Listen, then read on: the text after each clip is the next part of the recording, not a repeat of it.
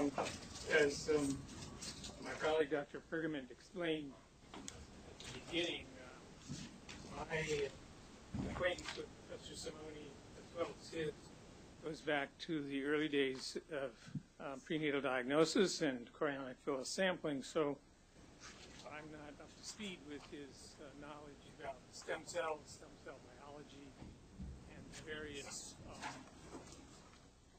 routes of development of this particular science and technology that have obviously taken place.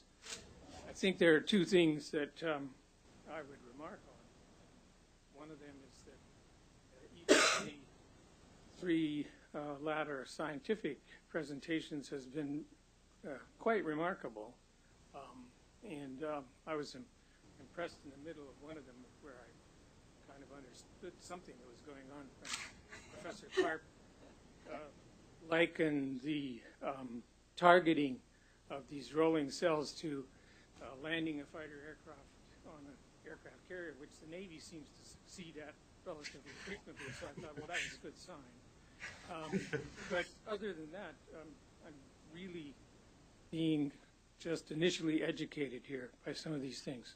I thought there was a nice progression from Professor Garlick's talk about the phenotype of these cells and the means of elucidating different phenotypes, understanding them, and starting to see applications, to Professor Karp's talk about getting these cells to a place where they can take root and do something useful, and finally to Professor Fauza's excellent presentation of something that actually appears to be ready for some relatively soon application.